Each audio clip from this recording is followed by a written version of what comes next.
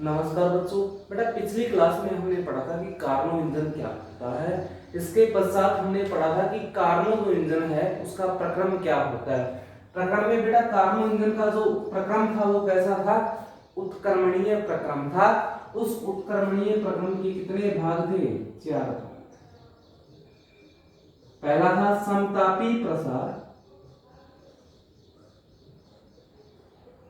दूसरा था रुदोष्म प्रसार, तीसरा था समतापी संपीड़न,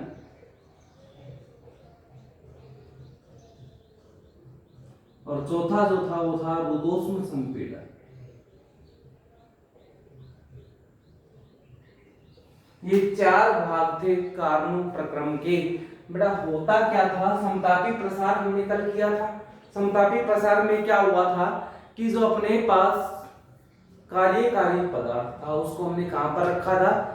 स्रोत पर रखा था, जिससे स्रोत से Q1 ऊष्मा कहां पर चली जाती है? उस कार्यकारी पदार्थ में चली जाती है, जिससे वो निकाय जो है अपना वो एक अवस्था से कहां पर चला जाता है? दूसरी अवस्था में चला जाता है। ठीक है। इसके लिए किया गया कार्य हमने निकाला था W1 बराबर अपने पास आया था nRT1, क्योंकि बेटा इसमें ताप कितना था? परिवर्तित था, और वो कितना था? T1 था। आगे लो E V2 बटा में V1 आया था अपने पास मान। इसके पश्चात हमने इस log E आधार E को किस में बदला था? आधार 10 में बदला था, और आधार 10 में बदलने पर अपने पास मान आया था 2.303 nRT1 log 10 V2 बटा में ये आया था यहां से इसका मान। इतना हमने कल निकाल लिया था। अब बात करते हैं बेटा अपना नंबर 2 कौन सा है? रुदोष्म प्रसार की, कि रुदोष्म प्रसार में होता क्या है। तो देखो बेटा समझो इसको। ये अपना कार्नो प्रक्रम जो है उसका चित्र है। ये बिंदु ए था, ए से कहां पर गया? बी पर गया, बी से आया सी पर, सी से वापस आया कहां पर? डी पर, और डी से वापस चला गया कहां पर? ए पर।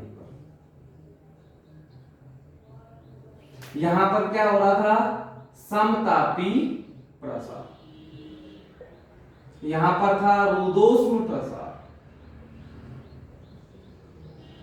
यहां पर था समतापी संपीड़न, और यहां पर था रुदोष्म संपीड़न।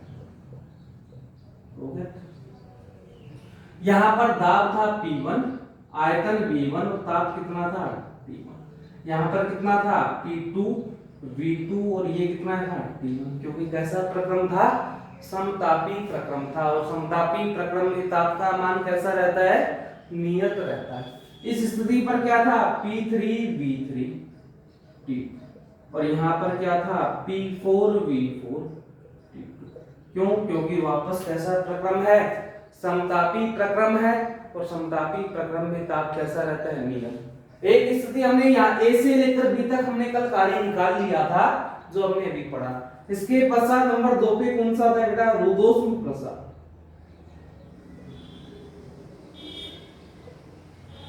अब रुदोष्म प्रसार को समझो कि रुदोष्म प्रसार होता क्या। अब तक जो अपना कार्यकारी पदार्थ था वो कहां पर रखा हुआ था? स्रोत पर रखा हुआ था। अब उस कार्यकारी पदार्थ को स्रोत से उठाकर कहां पर रखेंगे हम? कुचालक स्टैंड पर रखेंगे। जब हमने उस कार्यकारी पदार्थ को स्रोत से हटाकर कुचालक स्टैंड पर रख दिया तो ऊष्मा का आदान प्रदान नहीं होता, लेकिन वो जो अपना कार्यकारी पदार्थ है वो अपनी आंतरिक ऊष्मा से किसमें परिवर्तित होगा? एक अवस्था से दूसरी अवस्था में परिवर्तित होगा। तो यहाँ पर देखो रुदोष्म प्रसार में किया गया कार्य निकालते हैं। तो किया गया कार्य, और बेटा किया गया कार्य दूसरी स्थिति है तो किससे लिखेंगे? W2 से। क्या आएगा? किए गए कार्य का मान यहां पर देखो W2 हो गया। कार्य की हमें फॉर्मूला पता है, क्या होता है? समाकलन P dV।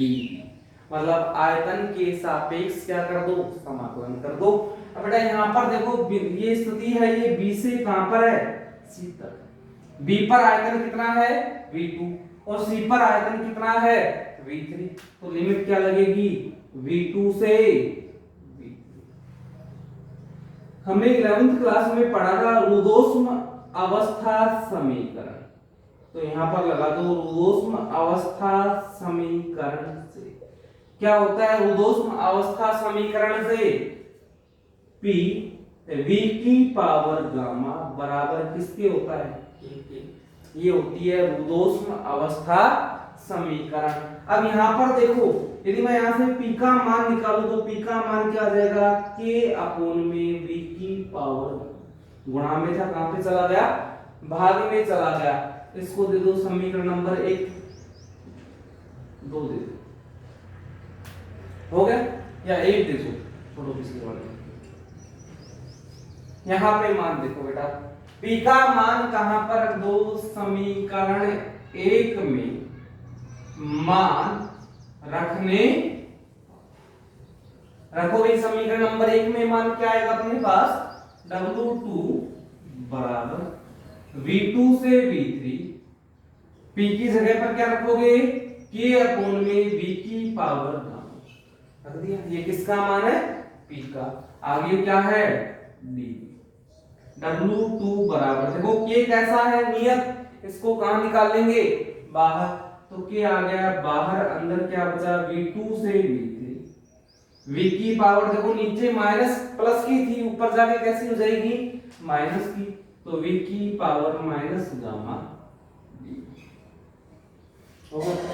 इस आयतन का हमें समाकलन करना है, तो कैसे होगा आयतन का समाकलन, तो W2 बराबर समाकलन में घात हमेशा क्या होती है, जुड़ती है, तो जोड़ दो तो क्या आएगा मान v की पावर माइनस गामा प्लस में 1, और जो जोड़ा वो कहां पर आता है, भाग में, माइनस गामा प्लस लिमिट क्या है v2 से v3। ये नियत, इसको बाहर निकाल लो, क्या आएगा W2 बराबर k अपोन में माइनस गामा प्लस 1, हो गया। अंदर क्या बचा, v की power minus gamma plus 1, limit क्या लगेगी v2 से v3। लिमिट लगा दो यहां पर, पहले कौन सी लिमिट लगेगी, अपर लिमिट,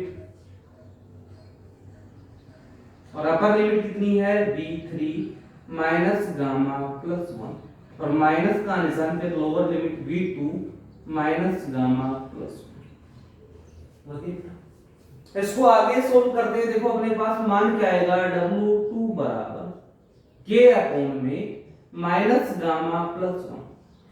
देखो इसको क्या लिख सकते हैं, v3 की पावर माइनस गामा और इनटू में v3, वही बात है। समान आधार जब आपस में गुणा होते हैं तो इनकी घातें क्या हो जाती है, जुड़ जाती है। ऐसे ही अगले वाले में क्या आएगा, माइनस v2 की पावर माइनस गामा इनटू में v2 की पावर, हो गया। ये जो k है ये बाहर ही अंदर दोनों से गुणा होगा, तो इसको गुणा कर दो, क्या आएगा W2 बराबर 1 अपोन में 1 माइनस गामा, हो गया, उल्टा करके लिख दिया, बात हुई। क्या आएगा अंदर का मान, k v3 की पावर माइनस गामा इनटू में v3 माइनस में k v2 की पावर माइनस गामा और इनटू में v, हो गया मेरे मान आपके पास। अब आगे देखो, इसके बाद अवस्था समीकरण, किसकी बात कर रहे हैं, रुदोष्म प्रक्रम की, तो कौन सा अवस्था समीकरण आएगा, रुदोष्म अवस्था समीकरण। क्या होता है रुदोष्म अवस्था समीकरण, pv की पावर गामा बराबर किसके होता है, k होता है। तो यहां से देखो यदि मैं p का मान निकालूं क्या हो जाएगा, भाग गुणा में कहां पर आ जाएगा, भाग में, या k v की पावर माइनस गामा। बेटा यहां पर देखो k v की power minus gamma, k v की पावर माइनस गामा, तो दोनों के जो मान है ये किसके बराबर हो जाएंगे, p के। तो इसको दे दो समीकरण नंबर 2 और समीकरण 2 से यहां पर मान रखना, क्या हो जाएगा बेटा, W2 बराबर 1/1 - गामा। अंदर देखो यहां पर क्या है, V3 यानी कि C बिंदु की स्थिति, और C बिंदु पर दाब कितना है, P3। तो क्या आ जाएगा अपने पास, P3 V3, और माइनस में देखो V2 के साथ, मतलब B बिंदु पर, और B बिंदु पर दाब कितना है, P2। तो क्या हो जाएगा, P2 V2 हो गया। अब आगे यहां पर देखो लगा दो आदर्श गैस समीकरण।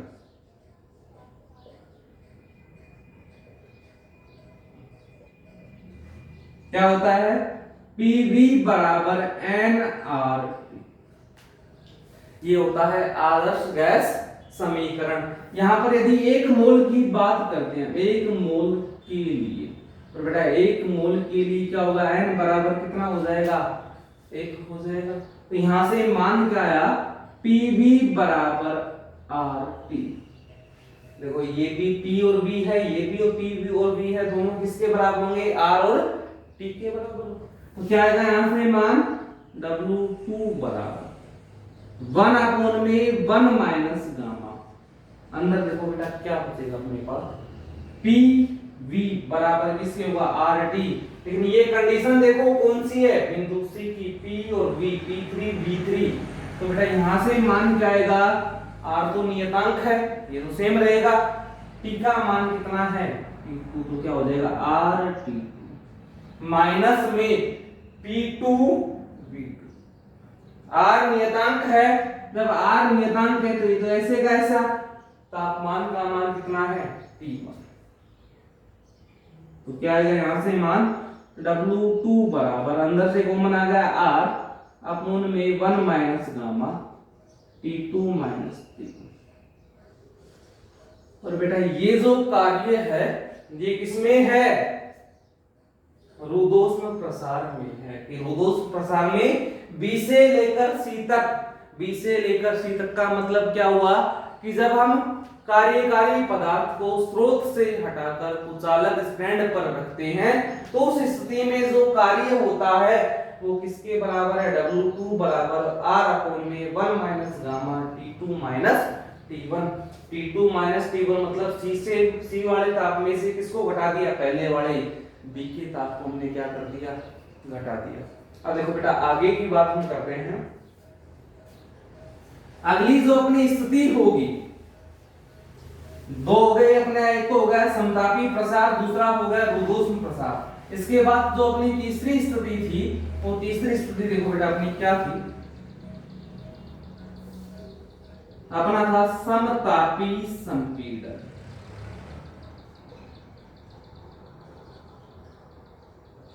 यानी कि C से लेकर कहां तक है, D तक, यहां से लेकर यहां तक, ये क्या है, समतापी संपीड़न। बेटा एक बार देखो, A से B तक समतापी प्रसार, C से D तक समतापी संपीड़न, है तो समतापी प्रक्रम ही, मतलब दोनों में किया गया कार्य कैसा होगा, समान होगा, लेकिन दिशा कैसी है, यहाँ पर विपरीत है। तो देखो हमने समतापी प्रसार के लिए किया गया कार्य निकाला था। समतापी प्रसार में A से B के मध्य क्या था अपने पास, W1 बराबर कितना आया था, nRT1, 2.303 होगा, 2.303 nRT1 log आधार 10 V2 बटा में, यह हमने कल निकाला था, किसके लिए, समतापी प्रसार जो अपना A से लेकर B तक है, इसके लिए किया गया कार्य निकाला था। अब देखो ये C से लेकर D तक जो मान है, ये भी क्या है, समतापी प्रक्रम है, लेकिन कैसा है, समतापी संपीड़न है। तो समतापी तो है, तो इसके लिए भी सूत्र लगभग ऐसा होगा। देखो बदलाव क्या होगा, C से लेकर D तक की हम बात करते हैं। देखो तीसरी स्थिति है, तो कार्य को किससे लिखोगे, W3 बराबर, बेटा ये तो नियत है, ऐसे कैसा रहेगा, nR। अब तापमान देखो, C से लेकर D तक तापमान कितना है, T2, और ये भी कितना है, T2। क्या आ जाएगा, T2 log 10। यहां पर एक पर आयतन V1 था, V पर आयतन कितना था V2, तो दूसरे वाले के भाग में क्या आया था पहला वाला। यहाँ पर देखो ये पहली स्थिति है, यहाँ पर कितना है V3 और ये दूसरी स्थिति है, यहाँ पर कितना है V4 है। तो यहां से मान क्या आ जाएगा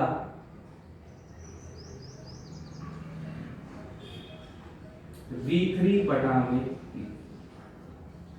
अब ये देखो हमने उल्टा किया है, क्यों? क्योंकि यहाँ पर दिशा कैसी है बेटा विपरीत है। या तो आप ऐसे ही कर दो या फिर आप इसको क्या करो, देखो वो का वो रखो V4 और बटा में क्या हो जाएगा V3 हो जाएगा।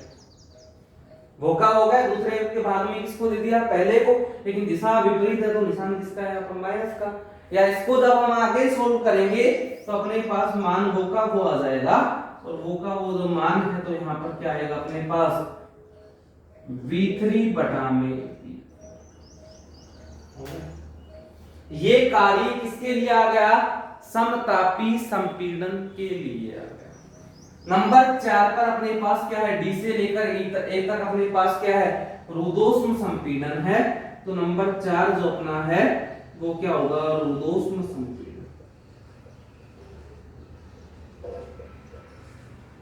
बेटा रुद्धोष्म संपीड़न से पहले ये समझ लो कि समतापी संपीड़न में हुआ क्या। रुद्धोष्म प्रसार तक तो हमने कार्यकारी पदार्थ को कहां पर रखा हुआ था? कुचालक स्टैंड पर। इसके पश्चात जब समतापी संपीड़न का नंबर आता है तो उस स्थिति में क्या होता है? उस स्थिति में हम क्या करते हैं कि जो अपने पास कार्यकारी पदार्थ है उसको कुचालक स्टैंड से हटाकर सिंक पर रख देते हैं। और देखो जब कुचालक स्टैंड से हटाकर हमने उसको सिंक पर रखा तो सिंक का कार्य क्या है? वो ऊष्मा ग्रहण करता है। मतलब जितनी ऊष्मा कार्यकारी पदार्थ के पास थी, माना वो ऊष्मा कितनी थी? Q3 ऊष्मा या Q2 लगा लो, कुछ भी लगा लो, ये ऊष्मा थी। इतनी जो ऊष्मा वो किसको दे देगा? सिंक को दे देगा। इसके पश्चात क्या होगा? कार्य। अगला कौन सा है? रुद्धोष्म संपीड़न। और रुद्धोष्म संपीड़न में बेटा वापस हम उस कार्यकारी पदार्थ को उठाकर किस पर रख देते हैं? कुचालक स्टैंड पर रख देते हैं, जिसके कारण कार्य होगा और वो वापस अपनी प्रारंभिक अवस्था में आ जाता है। तो रुद्धोष्म संपीड़न देखो कहां से कहां तक है? डी से लेकर ए तक। डी से आ गया ए तक, ठीक है, विपरीत हो गया भाई। ये बी से सीखा और डी से कहां चला गया? ए पर चला गया। तो बेटा इस स्थिति में मान देखो अपने पास क्या है? W4 होगा नहीं भाई, ये का ये है, प्रक्रम तो वही है जो दूसरे में था। बराबर क्या आ जाएगा अपने पास? R अपोन में 1 माइनस गामा। ये जो स्थिति है ये देखो T2 से कहां पर गया? T1। तो यहाँ पर जो मान आएगा विपरीत दिशा है तो उल्टा हो जाएगा, क्या होगा? T1 माइनस क्या हो जाएगा? T2। इसके विपरीत होगा ना, देखो इसमें नीचे था, इसमें कहां जा रहा है? ऊपर। तो इसके विपरीत मतलब है तो वही तापमान, एक T1 है और दूसरा क्या है? T2। तो इसके विपरीत क्या हो जाएगा? T1 minus T2। अगर बेटा ऐसे नहीं करना तो वही तरीका अपना निकालने का। समतापी संपीड़न को जब आप निकालोगे W3 बराबर तो क्या आएगा अपने पास?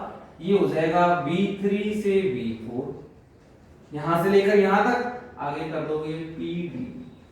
इस समीकरण को जब हम सोल्व करेंगे तो अपने पास ये वाला मान, ठीक है। इसके पश्चात इस रुद्धोष्म संपीड़न के लिए क्या आएगा? W4 बराबर V4 से कहां पर गया? V1 पर। V4 से V1 PD। इस जब समीकरण को हम सोल्व करेंगे तो अपने पास ये वाला मान, हम पूरा डेरिवेशन करकर भी मान निकाल सकते हैं और इस प्रकार से भी मान निकाल सकते हैं। आया बेटा? इस ये देखो अपने कार्बो इंजन के 4 प्रक्रम थे। कार्बो इंजन के प्रक्रम के कितने भाग थे? 4। पहला समतापी प्रसार, दूसरा रुद्धोष्म प्रसार, तीसरा समतापी संपीड़न और चौथा रुद्धोष्म संपीड़न।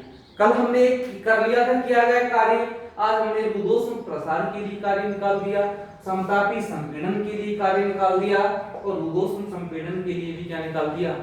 कार्य निकाल दिया। बेटा 4 भागों में बांटा तो 4 कार्य हुए। अब हम कल पढ़ेंगे कि कुल कितना कार्य हुआ और इसके पश्चात हम कार्बन ईंधन की दक्षता ज्ञात करेंगे। ठीक है बेटा, आज के लिए इतना है, बाकी थैंक यू।